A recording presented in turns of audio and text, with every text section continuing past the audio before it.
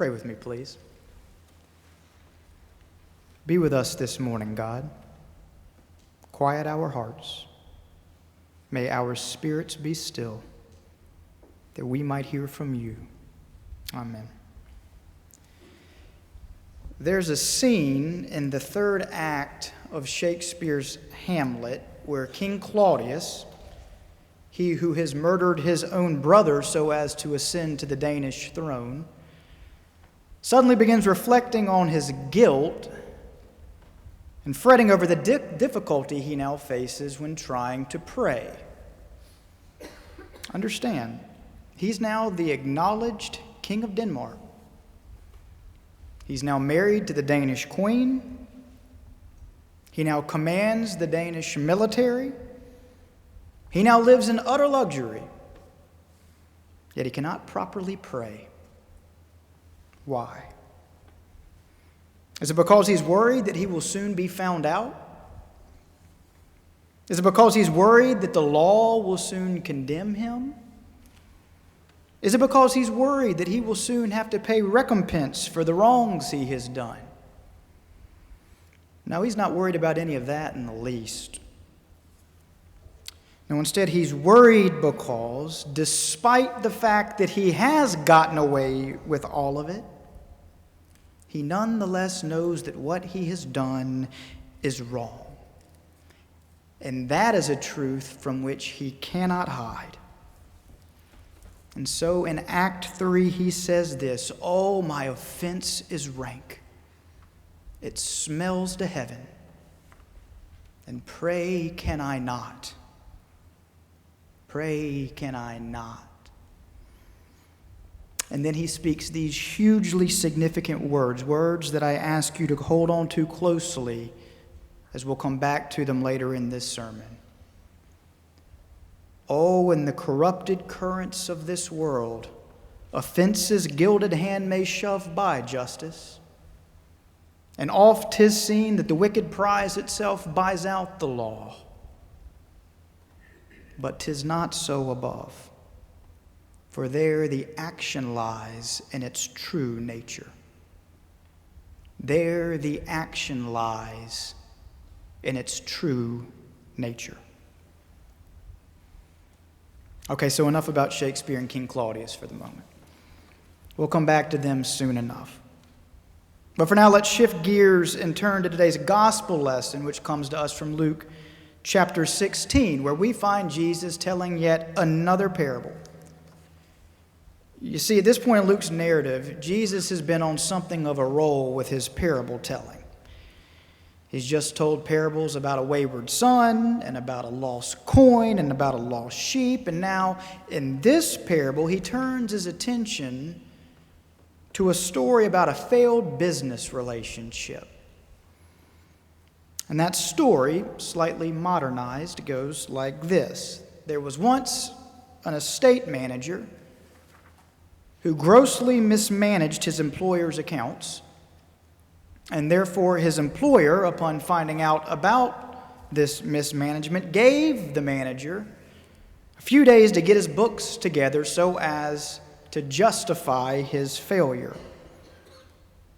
Well, the manager, knowing he was without excuse and knowing he was soon to be sacked, developed a clever plan. He decided that instead of try to reconcile his books, he would instead go out to all of his employer's outstanding debtors and give them each the opportunity to satisfy their debts at a fraction of the amount owed. Well, needless to say, the debtors in question responded with great alacrity to this offer, and thus they immediately moved to pay off their debts. At which point the manager then took the sum total of monies received, gave them to his employer, and in effect said, "Here you go." We all still following at this point? Okay, so a quick interjection here. Now, I'm no businessman. I don't claim to be any sort of financial wizard. But I do know this. No CEO in the world would be pleased upon learning that his or her executive assistant, without prior authorization, went out and discharged all the company's debts at 50 cents on the dollar. Am I right, business folks? Well, that's precisely what this estate manager has just gone and done in Jesus' parable. And so look now at what Jesus says this employer's reaction was to this reckless decision. And I quote, "And the employer commended his manager because he had acted shrewdly." Commended him. Not berated him, commended him.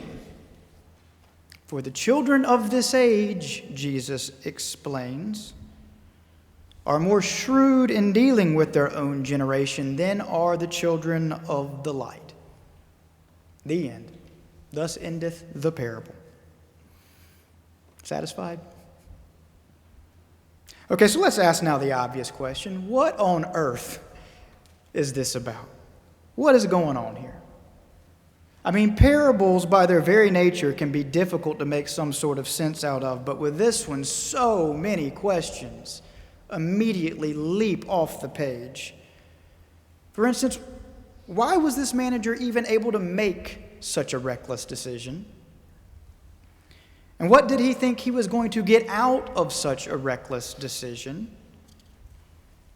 And why would his employer commend him for such a reckless decision? And most significantly, what is Jesus trying to teach through this reckless decision? Traditionally known to us as the parable of the dishonest manager, this is a notoriously difficult, confusing, and inscrutable parable. And thus, because it is, let's this morning take each of these questions one by one and see if we can't slowly begin to make some sort of sense out of this. And what's more, see if we can't glean from it a valuable lesson for our lives today. Does that sound good? Okay. So, first question. This manager was able to make a decision like this one because in first century Judea, an estate manager was seen as a de facto extension of the man whose estate he managed.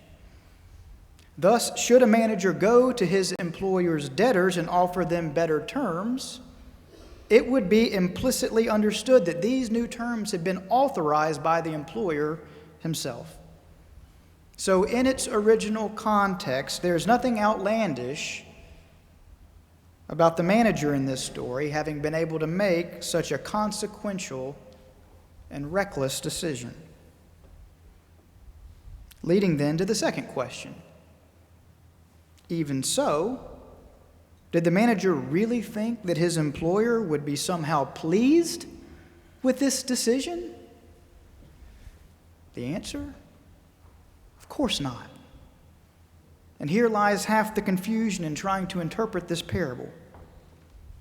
You see, in order to understand this parable, we first must understand that the shrewd idea this manager had did not concern how to save his job with his current employer.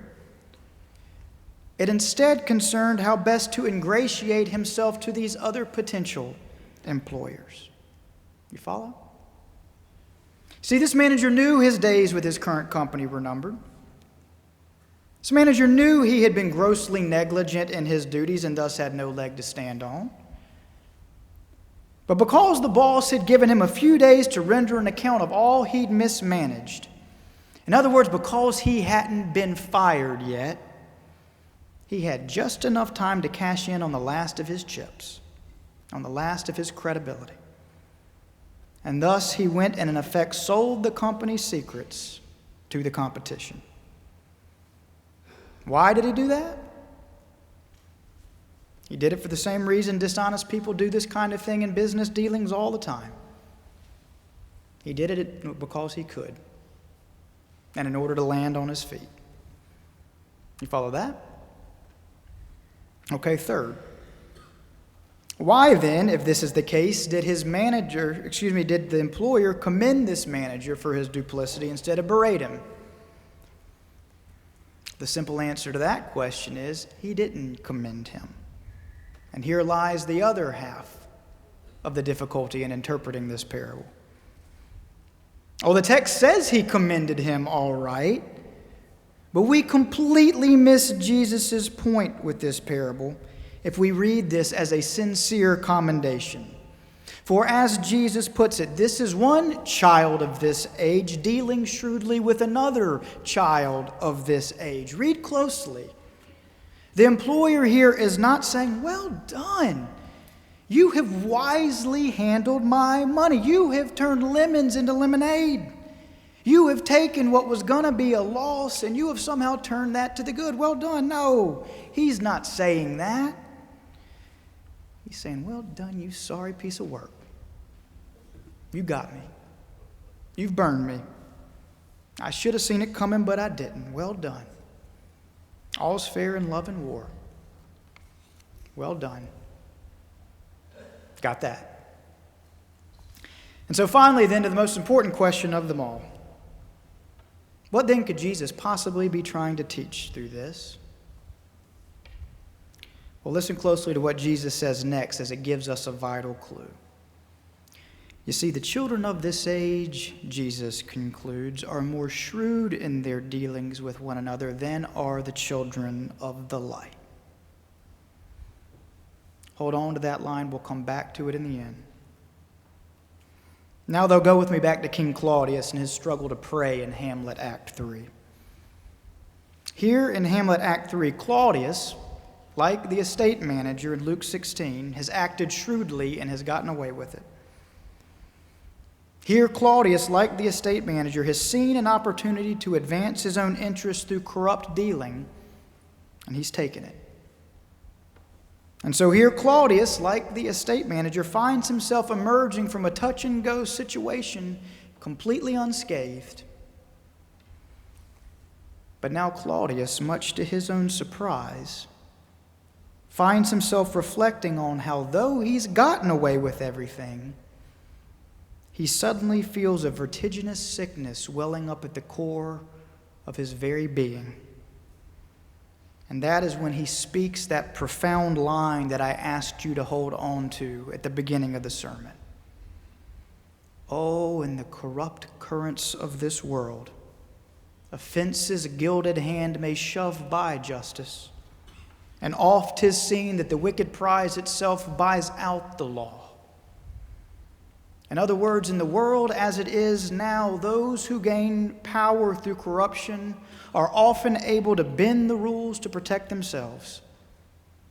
And thus their dishonesty buys their way to freedom, and they get away with it all.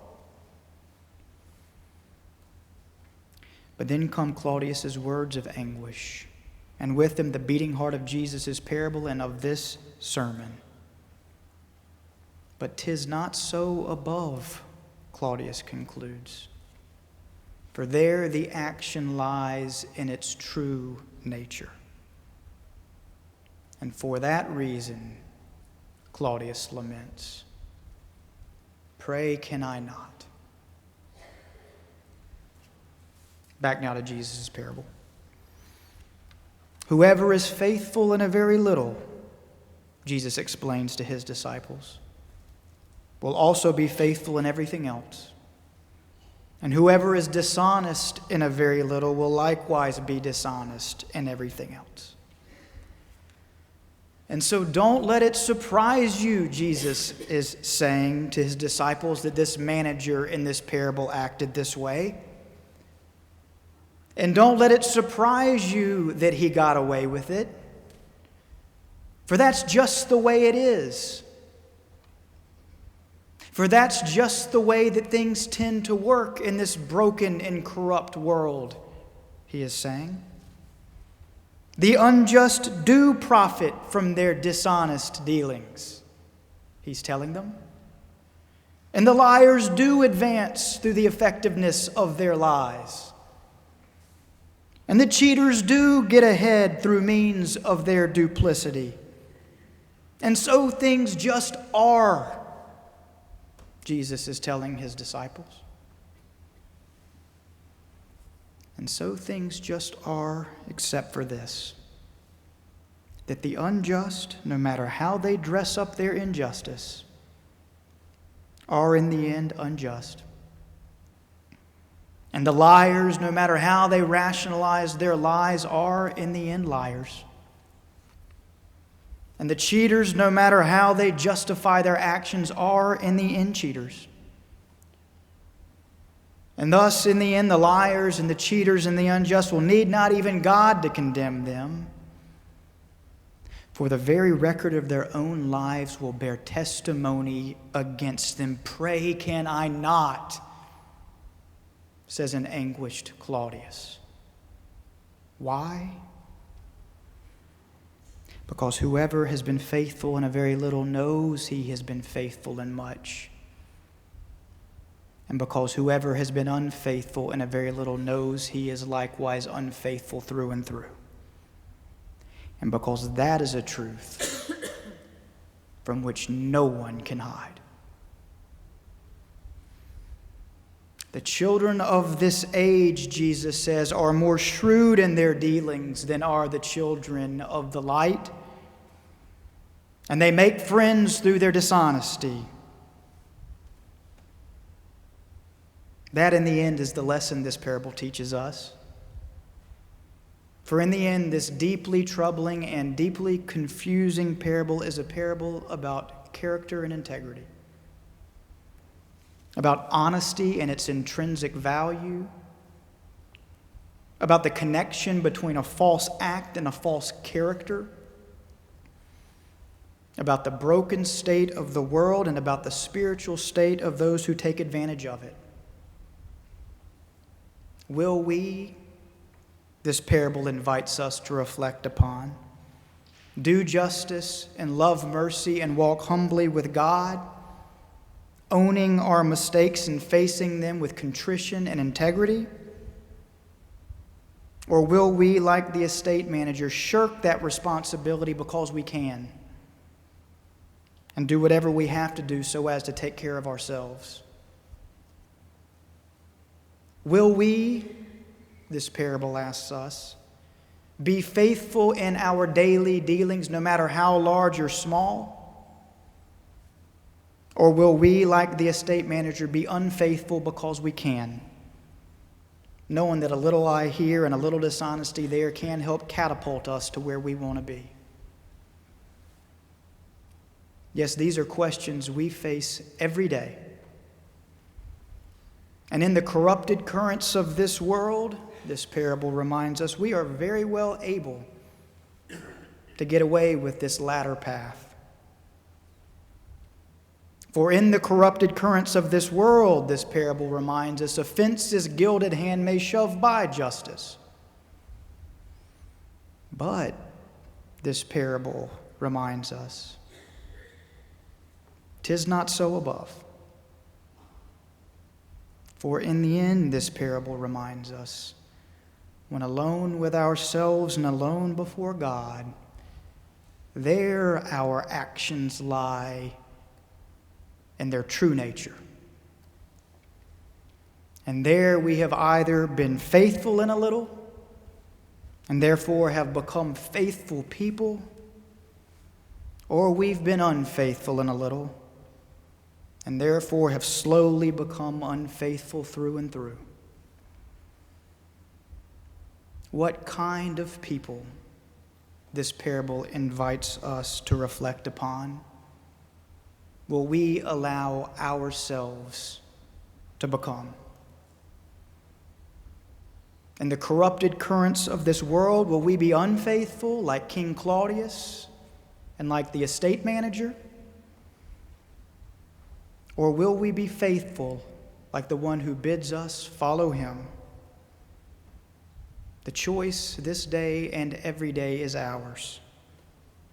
Pray, can we make the right choice? Amen.